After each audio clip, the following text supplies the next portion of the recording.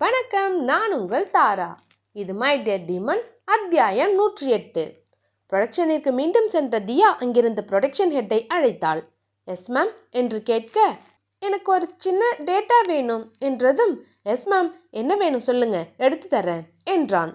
அந்த லிஸ்ட்டை கொடுத்த தியா, இதில் எத்தனை பேருக்கு 3 வயசுக்குள்ள குழந்தைங்க இருக்காங்கன்னு எனக்கு நோட் பண்ணி கொடுங்க என்று தியா சொல்லவும், ஓகே மேம் என்றவன் அதனை வாங்கி கொண்டு சென்றான். அங்கு சென்ற தியா மற்ற பெண்களிடமும் அவர்களது குறை நிறைகளை கேட்டு தெரிந்து கொண்டாள்.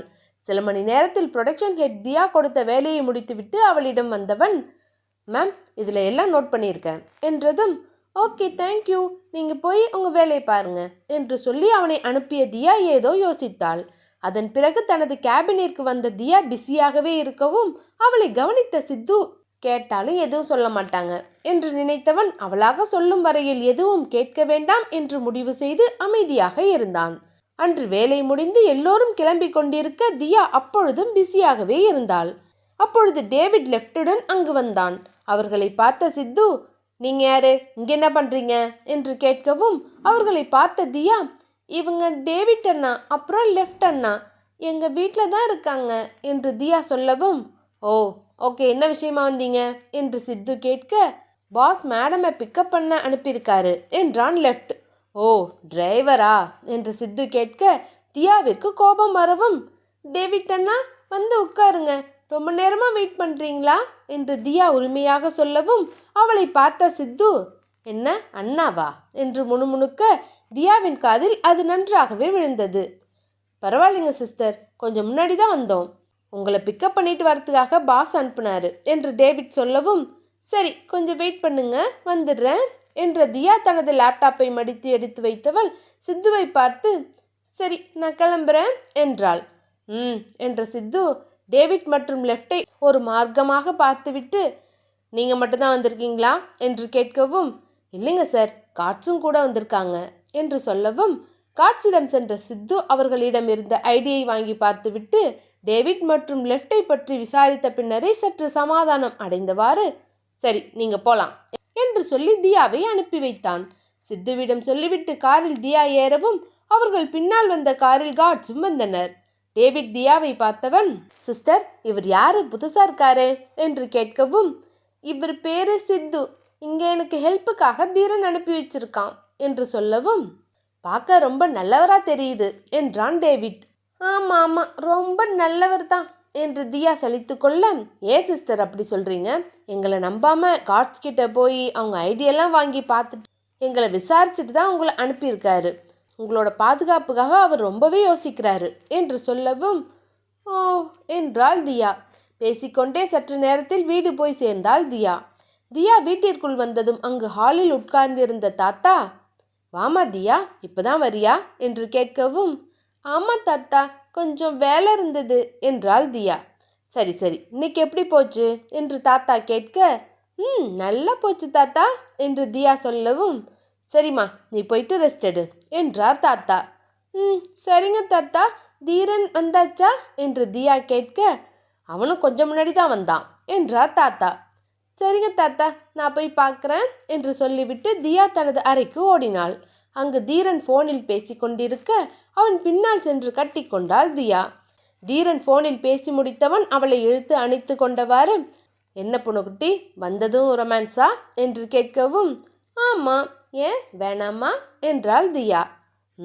வேணும்தான் என்ற தீரன் சட்டென அவளது இதழை கவ்விக்கொள்ள தியாவும் அவனது இதழில் தொலைந்திட சில நிமிடங்கள் தங்களை மறந்து அந்த இதழ் முத்தத்தில் மூழ்கினர். அவளது இதழ் தேனை ருசித்த தீரன் தன்னவளை விட்டு விலகாமல் அவளை இன்னும் இறுக்கமாக கட்டி கொண்டான். அப்புறம் மேடம், இன்னைக்கு ஆஃபீஸ்லாம் எப்படி போச்சு என்று தீரன் கேட்க, சூப்பராக போச்சு தீரா, ஆனால் கொஞ்சம் ஒர்க் இருந்தது என்று தியா சொல்லவும் தீரன் அவளை பார்த்து ஆச்சரியமாக விழித்தவன், பாருடா ஒர்க்கா, செய்வோம் மேடம், பிஸி ஆயிட்டீங்க என்று தீரன் சொல்ல, போடா என்ற தியா தன்னவனை செல்லமாக அடித்தவள், தீரா உன்கிட்ட ஒரு முக்கியமான விஷயம் சொல்லணும் என்றாள். சரி சொல்லலாம், போயிட்டு ஃப்ரெஷ் ஆகிட்டு வா, டின்னர் முடிச்சுட்டு அப்புறம் பேசலாம் என்று தீரன் சொல்லவும் சரி என்றவள் கடகடவென்று குளித்து முடித்து வரவும் அவளை அழைத்து கொண்டு டைனிங் ஹாலிற்கு சென்றான் தீரன். அங்கு தாத்தாவுடன் உட்கார்ந்து உணவு அருந்தி முடித்தனர். எல்லோரும் வந்து கார்டனில் ஒன்றாக அமர்ந்திருக்க அப்பொழுது தியாவை பார்த்த தீரன், ஆமாம், என்ன ஏதோ முக்கியமான விஷயம் சொல்லணும்னு சொன்னியே என்று கேட்கவும், அது ஒன்றும் இல்லை தீரா, இன்னைக்கு ஆஃபீஸில் யூனிட் பார்க்க போனேனா என்று ஆரம்பிக்கவும், உடனே தாத்தா, யூனிட் போய் பார்க்குற அளவுக்கு நல்ல இம்ப்ரூவ்மெண்ட் ஆயிட்ட, வெரி குட் என்று தாத்தா சொல்லவும் தீரன் சிரித்து கொண்டே ஆமாம் என்று தலையாட்டினான். தேங்க்ஸ் தாத்தா என்றவள், கேளுங்க இத என்று சொல்லி மீண்டும் தியா பேச்சை ஆரம்பித்தாள். நான் யூனிட்டுக்கு போனப்போ அங்கே ஒர்க் பண்ணுற ஒரு லேடி கையில் பால் டப்பாவோட வந்தாங்க என்று சொல்லவும், அங்கேயா என்று தீரன் சந்தேகமாக கேட்கவும், ஆமாம் தீரா, நான் அவங்க கிட்ட விசாரித்தேன், அவங்களுக்கு 6 மாதம் கை குழந்தை இருக்கான், அதுக்கு பிரஸ்ட் மில்க்கு இங்கேருந்து எடுத்துட்டு அவங்க வீட்டு ஆளுங்க கிட்ட கொடுத்து அனுப்புகிறாங்க என்று தியா சொல்லவும், வேலைக்கு வர பொண்ணுங்களுக்கு இது ஒரு பெரிய கஷ்டம் என்றார் தாத்தா. அதுக்கு தான் தாத்தா நான் ஒன்று யோசித்தேன் என்று தியா சொல்லவும், என்ன என்று தீரன் கேட்டான். ஒரு நிமிஷம் இருங்க என்று தியா தனது லேப்டாப்பையும் சில பேப்பர்களையும் எடுத்துக்கொண்டு வந்தாள். தீரனிடமும் தாத்தாவிடமும் கொடுத்தவள், இந்த லிஸ்ட்டில் இருக்கிறதெல்லாம் நம்ம ஆஃபீஸில் எத்தனை விமென்ஸ் ஒர்க் பண்ணுறாங்கன்னு, அப்புறம் எவ்வளோ பேர் குழந்தைங்களோட இருக்காங்கிறதையும் நோட் பண்ணி வச்சுருக்கேன் பாருங்க என்று தியா சொல்லவும், ஆமாம், இது எதுக்கு நோட் பண்ணியிருக்க என்றான் தீரன். இல்லை தீரா, நம்ம ஆஃபீஸ்லேயே குழந்தைங்கள பார்த்துக்க ஒரு ரூம் ரெடி பண்ணிட்டா நம்ம ஒர்க்கர்ஸோட குழந்தைங்கள அங்கேயே இருக்க வைக்கலாம்ல, அவங்க அம்மாவும் அடிக்கடி போய் குழந்தைய பார்த்துட்டு வருவாங்க, ஃபீட் பண்ணுவாங்க, அவங்க கண் முன்னாடியே இருப்பாங்கல்ல என்று தியா சொல்லவும், அப்போ மற்ற நேரத்தில் யார் பார்த்துக்குவா என்று கேட்டான் தீரன். அதுக்கு 2 பேபி சிட்டர் போட்டுடலாம் தீரா என்று தியா சொல்லவும், இதெல்லாம் தேவையா என்றான் தீரன். இல்லை தீரா, கொஞ்சம் யோசிச்சு பாரு, பிறந்த குழந்தைய விட்டுட்டு ஆஃபீஸ்க்கு வந்து வேலை செஞ்சுட்டு இருக்காங்க, அவங்களுக்கு எவ்வளோ கஷ்டமாக இருக்கும், இதுவே அவங்க குழந்தைங்க கண்ணு முன்னாடியே இருந்தாங்கன்னா என்று தியா சொல்லி கொண்டிருக்க, ஒழுங்காக வேலை செய்ய மாட்டாங்க என்றான் தீரன். தீரன் ஆர்வம் இல்லாமல் இருக்கவும், தாத்தா நீங்களாவது கொஞ்சம் சொல்லுங்களேன் என்று தியா கேட்கவும் சற்று நேரம் யோசித்தவர், தியா சொல்கிறதும் ஒரு விதத்தில் நல்ல யோசனையாக தான் இருக்குது என்று சொல்லவும், என்ன தாத்தா நீங்களும் அவ்வளோ மாதிரி பேசுகிறீங்க என்று தீரன் கேட்க, இல்லை தீரா, ஒரு குழந்தை பிறந்து முதல் 5 வயசு வரைக்கும் அம்மா குழந்தை கூட இருக்கிறது ரொம்ப முக்கியம்.